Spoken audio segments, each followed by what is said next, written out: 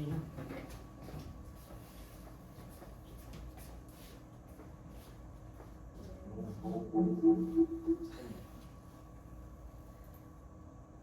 오디오는 이게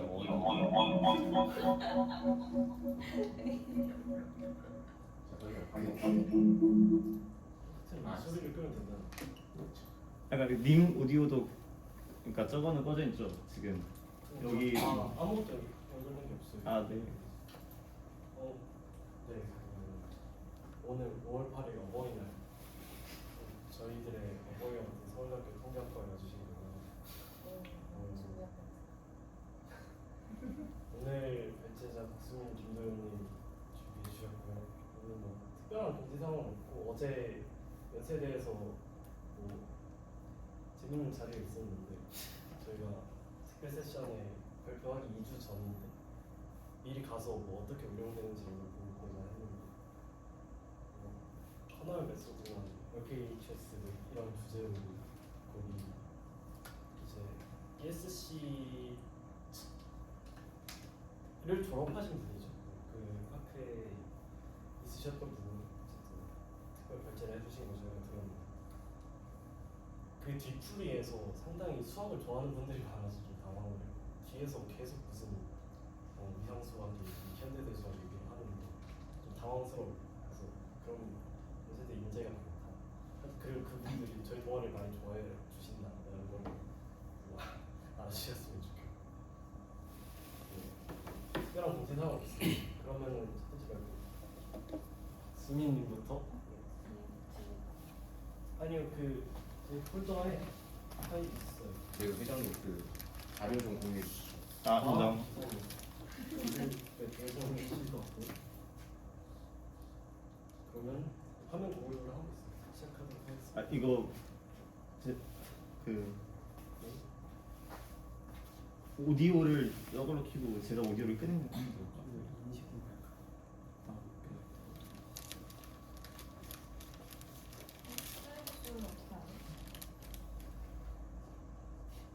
F5.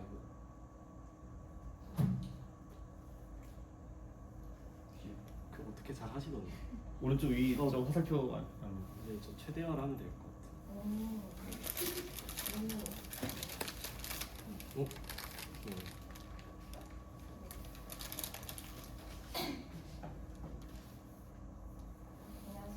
저는 다섯 번째 발제 주제인 회귀 분석과 가우시안 원리의 필요성이라는 주제로 발표를 맡은 박수민입니다. 부모님이랑 좋은 시간 보내시나요? 갑자기? 저는 이 세션 때문에 아직 공가를 못하는데요. 원망인가요? 그래서 아니지만 빠르게 진행해보도록 하겠습니다.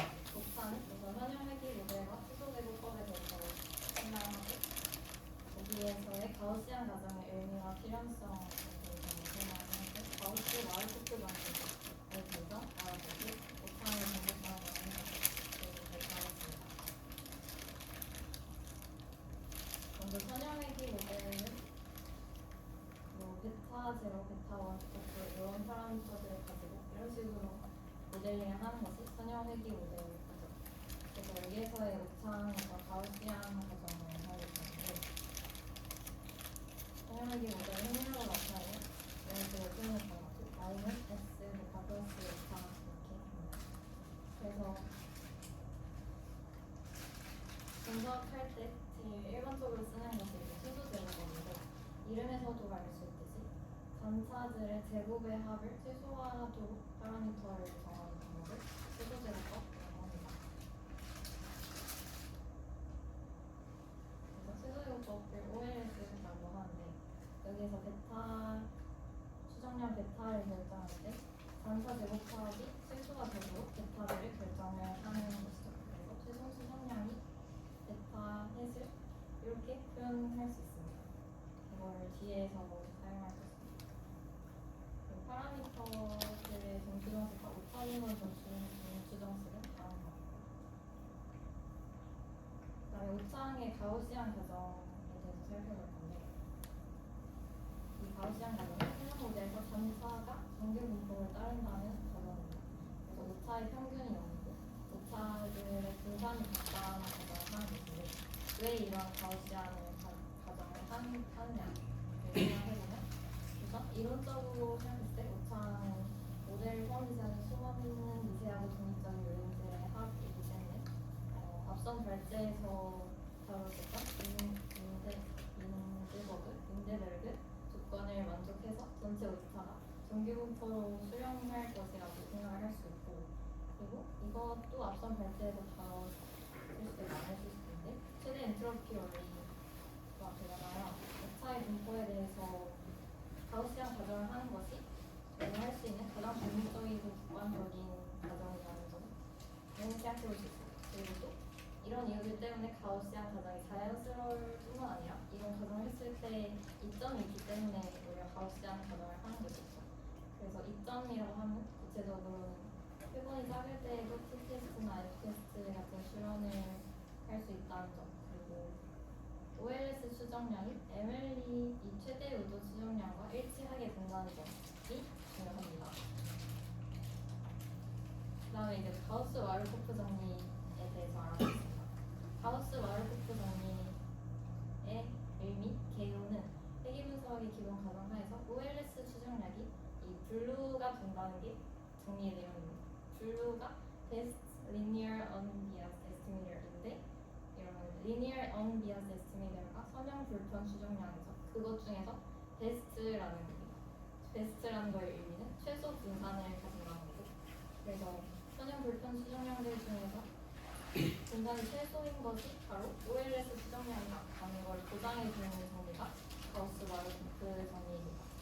근데 이 회귀 분석의 기본 가정 하에서라고 얘기했는데 이 가정에는 정규성이 포함되지 않아서 정규성 가정이 없어도 OLS가 최적이라는 것은 보장이 되지만 거기서 정규성 가정까지 하게 되면 블루일 뿐만 아니라 모든 선형이 아니더라도 모든 불편 추정량들 중에서 베스트가 되기 때문에 그걸 UMBUE가 된다고 말할 수 있습니다.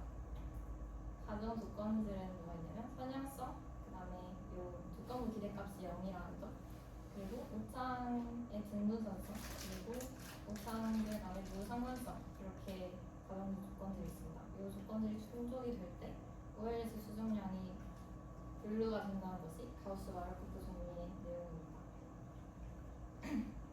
그래서 그걸 증명을 해볼 건데 OLS 추정량이 선형 불편 추정량 중에서 베스트다라는 걸 증명을 하기 위해서 일단 선형 불편 추정량을 조금 더 설명하면 우선 선형 추정량 Y의 선형함수라는 선형 추정량이고 그리고 또 추정량의 기대값이 파라미터의 성격과 일치하는 불편 추정량이고 또 OLS 추정량이 이런 선형 불편 추정량의 조건들을 만족을 하는데 그 중에서 베스트라는 거를 증명을 하기 위해서는 모든 가능한 선형 불편 추정량 중에서 OLS 추정량 이 베타 해시 최소 분산이라는 점을 증명을 하면 됩니다. 그래서 이거를 증명하기 위해 임의에 따른 임의의 선형 불편 추정량을 설정을 하고 그걸 생각했을 때 분산을 비교해서 임의의 선형 불편 추정량의 분산이 이 베타 해시 분산보다 크거나 같으면 그 베타 해시 최소 분산이라는 게 증명이 되는 거죠. 그래서 그런 논리 흐름이고 그렇게 하기 위해서 임의 선형 추정량을 생각해서 CY 이렇게 표현을 할 것입니다. 그리고 앞에서 그 가정 조건 중에 있었던 불편성 물식에다가 대입을 해서 정리를 하면 불편성을 만족하기 위한 조건 맨 아래 식을 얻을 수 있고 그리고 이제 이걸 이용해서 그 임의로 설정한 선형 불편 추정량의 분산을 계산을 할 수가 있습니다. 네, 그 별 표시랑 요거랑 같은 거고요. 그 임의로 잡은 선형 불편 추정량의 공무산 행렬을 정리했을 때 그 값이 베타 해세 공무산 행렬보다 플러스 요 시가제곱 BT 중심률 저만큼이 더 플러스 된다는 것이 결과적인 식으로 나오기 때문에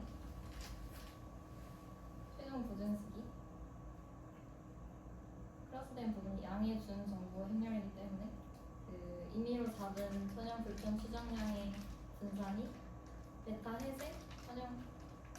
해제 분산보다 크거나 같다는 것이 성립한다는 것을 보일 수 있어. 그래서 베타 해시 최소 분산을 가지는 것이 증명되었기 때문에 블루라는 게 증명이 된 거예요.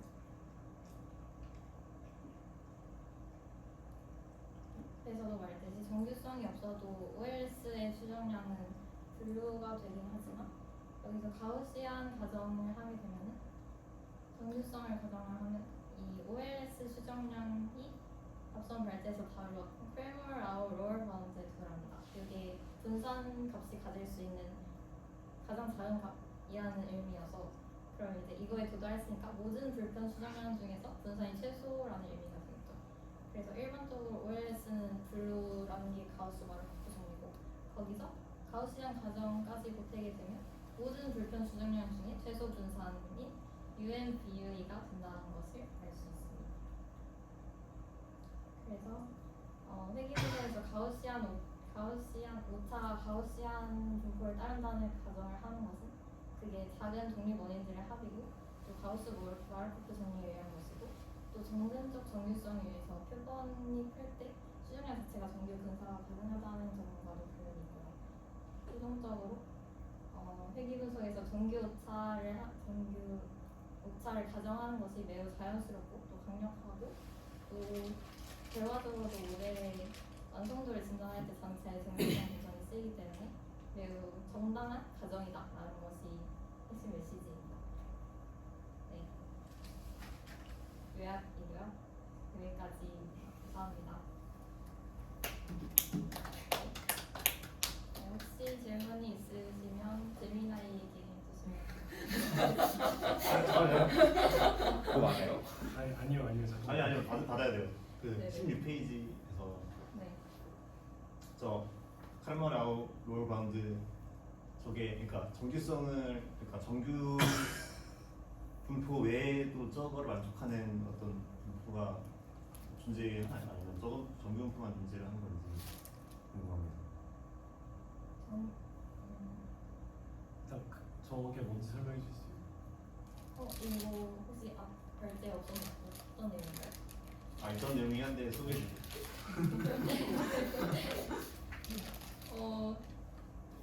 그 추정량이 가질 수 있는 분산 값에 대한 로얼 바운드일 것입니다.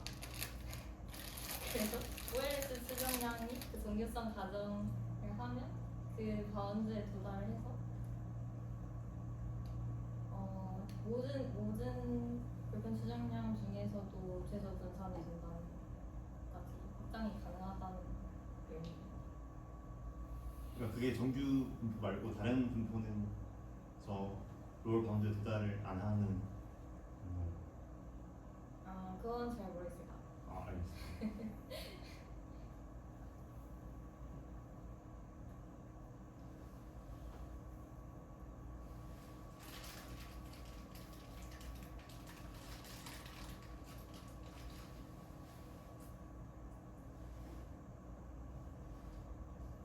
네, 또 없으시면 네, 이상으로 발표를 마치겠습니다.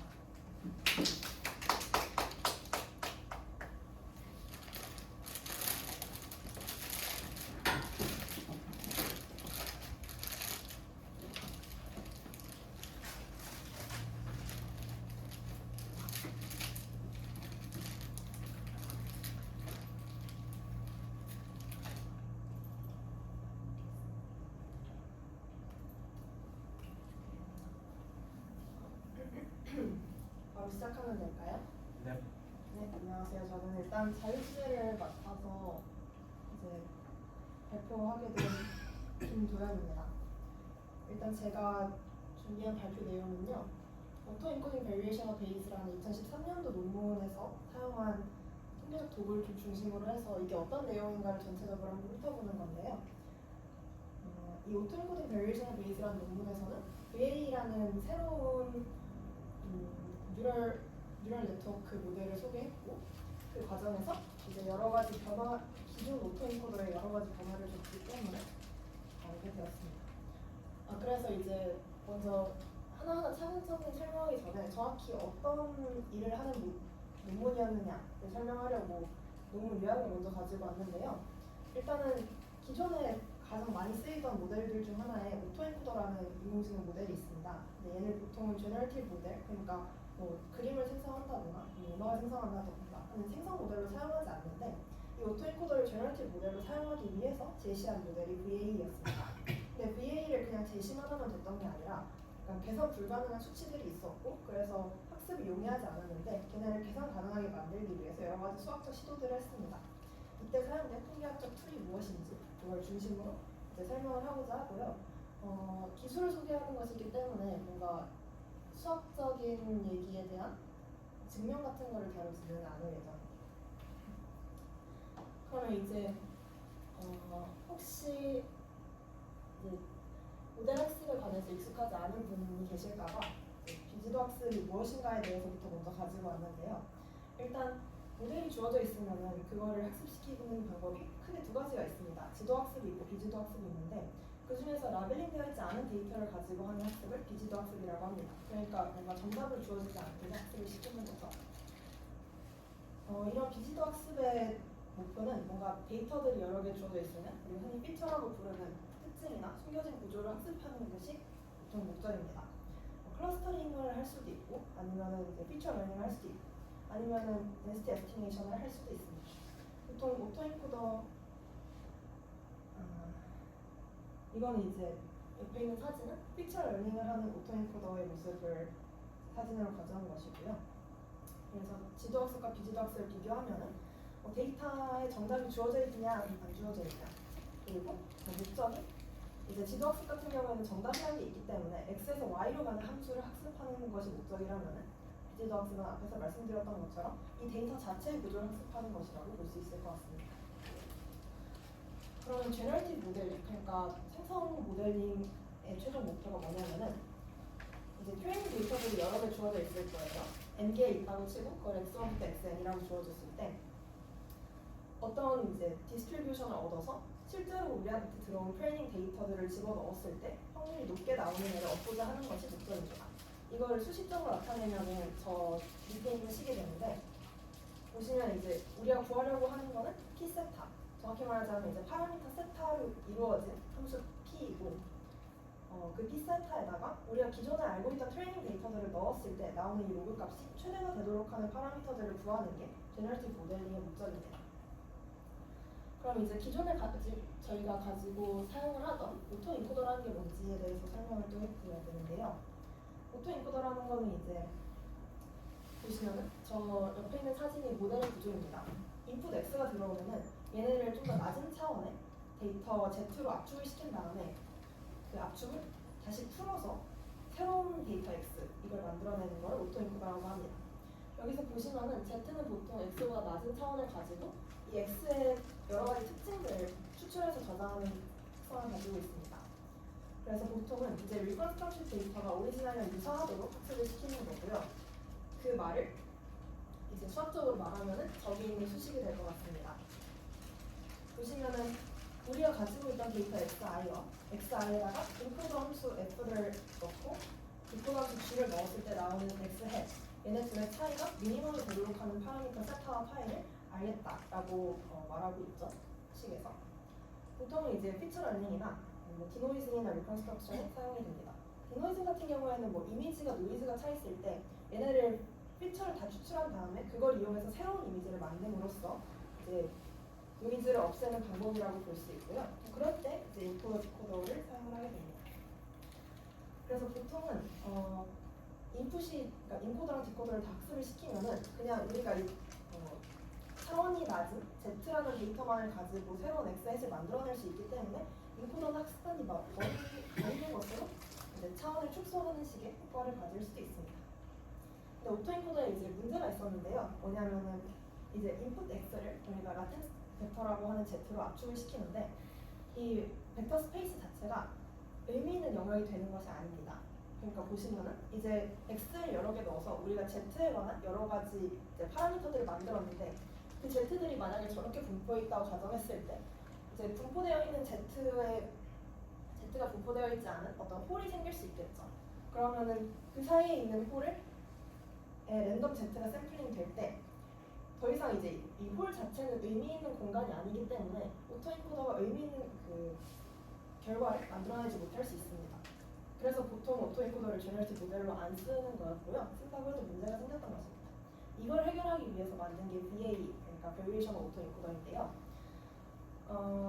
Variation 오토인코더는 뭐 여러 가지 변주를 줬는데 그 중에서 가장 큰 게 이제 디코더 자체를 확률적으로 바꿨다는 겁니다.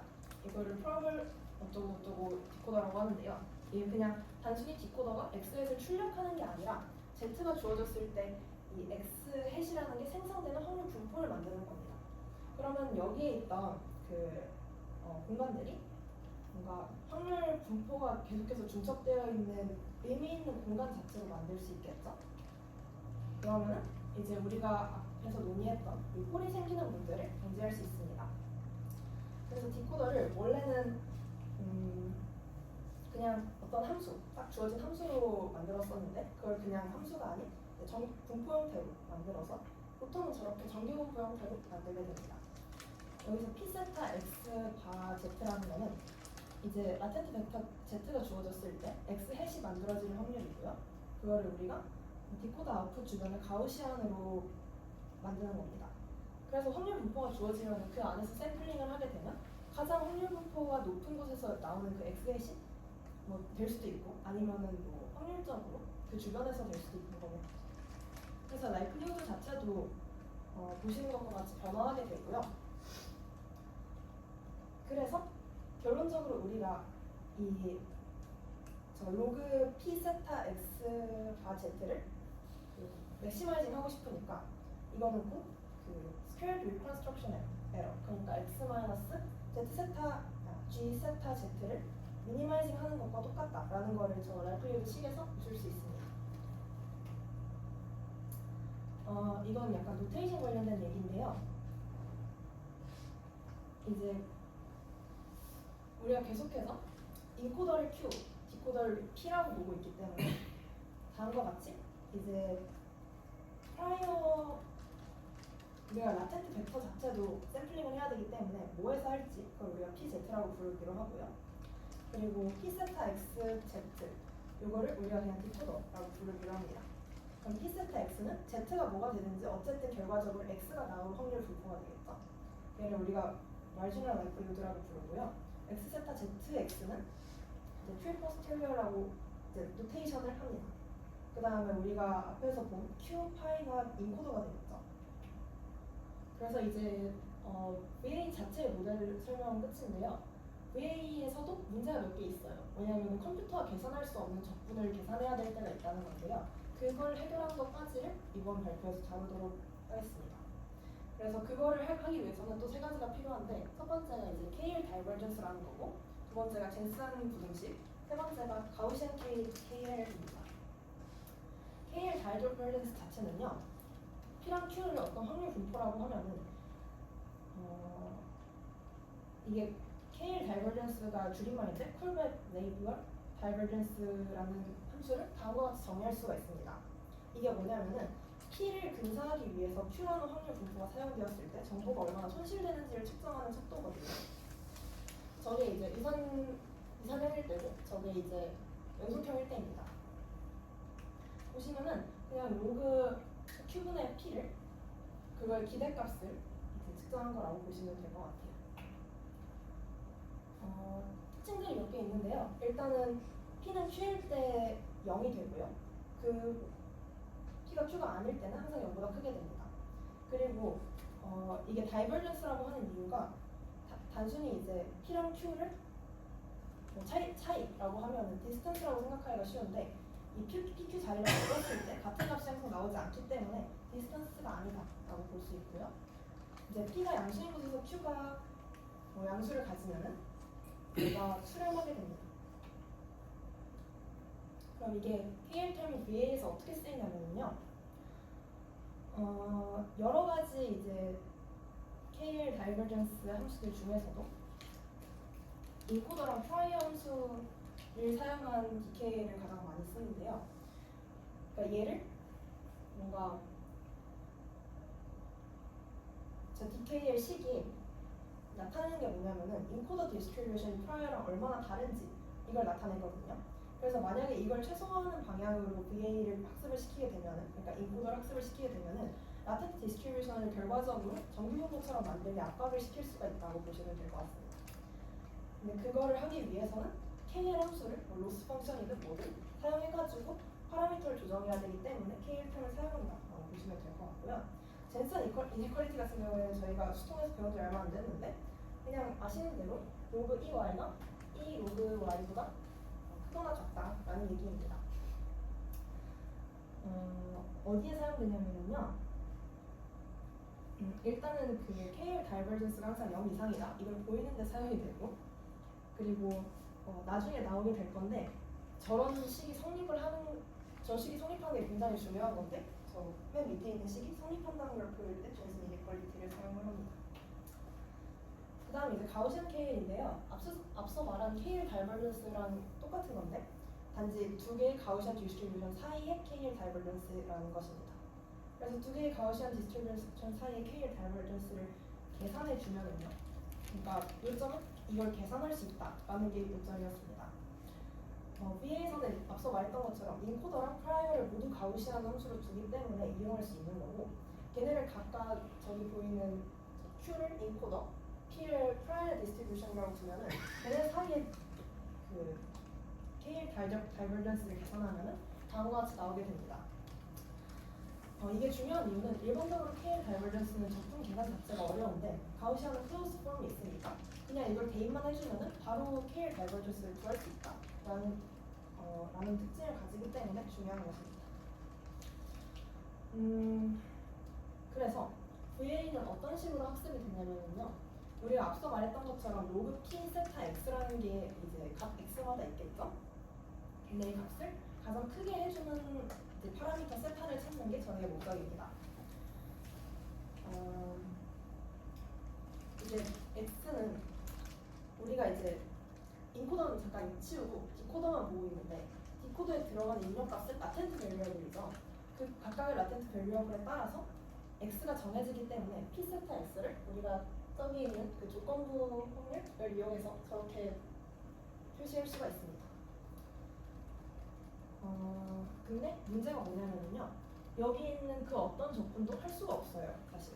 그래서 특히 이제 P 세타 X, PZ는 우리가 원하면은 이제 Z를 그냥 샘플링하는 걸로 구할 수 있는데 P 세타 X, Z 같은 경우에는 이 패스 P 세타라는 게 그 non-linear neural network, 그러니까 우리가 모르는 블랙박스 안에 있는 함수에 의해서 파라미터에서 되어 있기 때문에 적분을 다루기가 힘듭니다.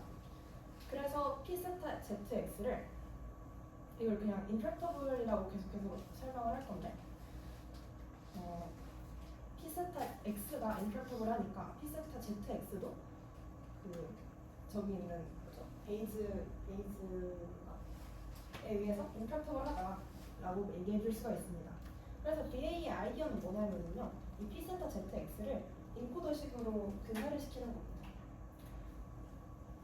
그래서 이제 앞에서 설명을 했는데 다시 한번 VA가 뭔지에 대해서 얘기를 해보자면은 우리가 기존에는 그냥 인풋 X를 넣으면은 Z를 넣고 그리고 Z를 넣으면은 X 해시 나오는 식의 오토인코더를 썼다면 열일식 오토인코더 같은 경우에는 Z도 확률 분포고 그 Z를 넣어서 디코더로 나오는 것도 확률 분포라는 겁니다. 물론 사용자에게 보이는 거는 그 확률 분포에서 샘플링된 값을 보여주기는 하겠죠.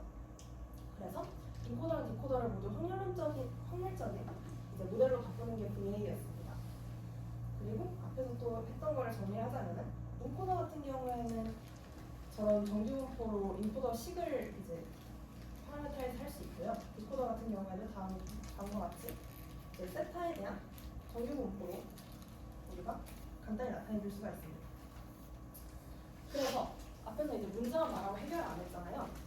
이제 이렇게 적분이 되지 않는 문제를 어떤 식으로 해결하냐면 에비던스 로어 바운드라는 그냥 엘보라고 부르겠습니다. 엘보라는 이제 로어 바운드를 사용해서 이거를 최대화시키는 걸로 문제를 약간 수정하는 겁니다. 이제 로그 P 세타 X를 맥시마이즈 하는 게 우리의 목적인데 이게 계산이 안 되기 때문에 대신해서 얘네가 가질 수 있는 로어 바운드를 이제 맥시마이즈 하는 거죠. 그래서 이건 그냥 유도 과정인데요. 로그 P 세타를 다음과 같이 계속 변형을 하면은 로그 E 그리고 저 Q분의 P 값으로 나타낼 수 있습니다. 여기에 젠슨 부등식을 적용하면은 이제 그게 저 로그 P분의 Q 로그 Q분의 P의 기대값을 구하는 걸로 변경될 수가 있겠죠. 이걸 이제 엘보식이라고 부르는데요. 그 엘보 자체가 에비던스 로어 바운드인데 뒤에서 설명할 건데 저 마지막 식이 계산이 가능하거든요. 그래서 저거를 엘보라고 두고서 저거를 최대화시키는 방안으로 이제 모델을 계속해서 수정하게 됩니다. 이 식을 조금만 더 풀었으면요, 맨 밑에 나와 있는 두 가지의 항을 가지는 식으로 풀었을 수 있는데요. 당연히 이제 우리가 앞에서 그 Q랑 P를 정규분포로 뒀죠. 그리고 우리가 그 정규분포 사이의 K의 다이버전스는 계산이 가능하다라는 걸 앞에서 보였습니다. 그러면 뒤에 있는 항은 계산이 되고요.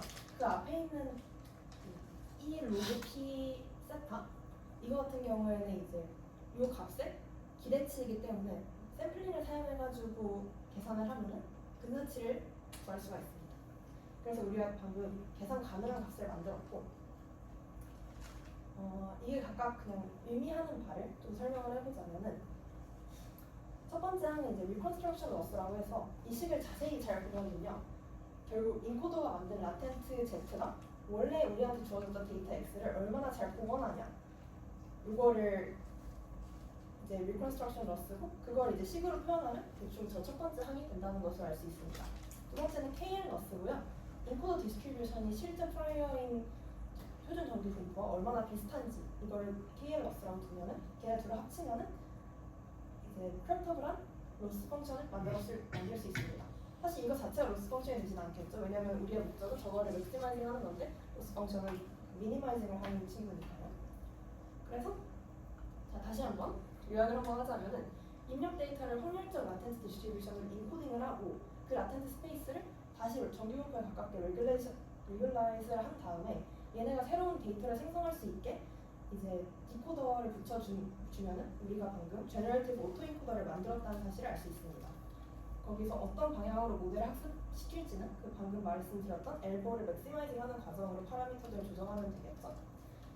이제 이게 2013년에 나온 오토인코딩 베리에이션 베이스라는 논문이었고요. 정확한 증명과 그러니까 이 베리에이션 오토인코더가 학습하는 과정이 궁금하시다면 저 논문을 참고해 주시면 될 것 같습니다. 그리고 제가 알기로는 딥러닝의 기초에서 비슷한 내용을 다룬다고 알고 있습니다. 네, 이상으로 발표를 마치겠습니다.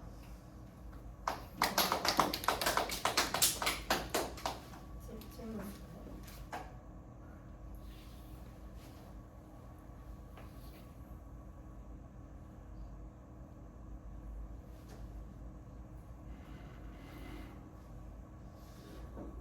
없으시다면 마무리하도록 하겠습니다.